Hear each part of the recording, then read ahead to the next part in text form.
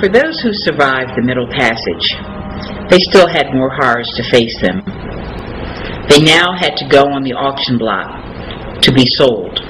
Many families, it's hard to imagine that an entire family was able to survive intact with a mother, father, and children. However, families were still formed. Mothers who may have lost their children aboard ship were able to take the orphan children of maybe their sister mate. Fathers who had lost entire families became the father of new families.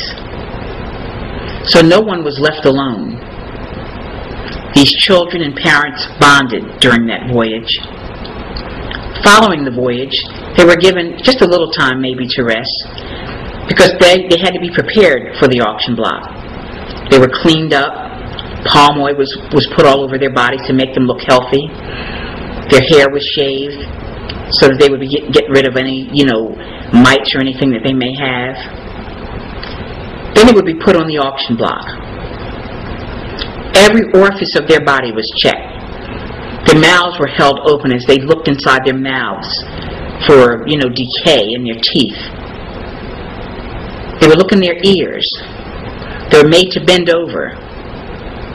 How humiliated that must have been for those slaves, particularly the women, because they were naked as they stood before these leering crowds of people. A child who was suckling at a mother's breast would be taken and just thrown into the crowd, given as a token because it was more of a nuisance to keep that child there. While this mother, who so dearly wanted to keep her children with her, had no choice. They were taken from her as she was sold away. A young wench, a girl maybe 14, 15 years old, would be considered quite valuable because of the number of children she could have over the years. And a young buck, a male about that same age, would also be considered highly valuable because of the many years of labor he had ahead of him. Somebody in this age group could go for maybe $500. Someone older, maybe a woman in her 50s or 40s, who is long past her childbearing age, would be sold perhaps as a cook to work in the home.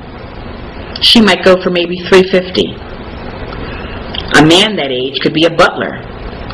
Or they both could be sold as field hands, and they may go for maybe $200 or maybe less. Young children, depending on their age, could go for maybe $50, $75, $100 because they too had some years ahead of them. They just had to be trained. But you need to remember that these were human beings that had bounties put on them. They were sold away from their mother country. They're now sold away from families that they had bonded with. So there was no sanctuary for these people. And they were people, but they were not treated as people.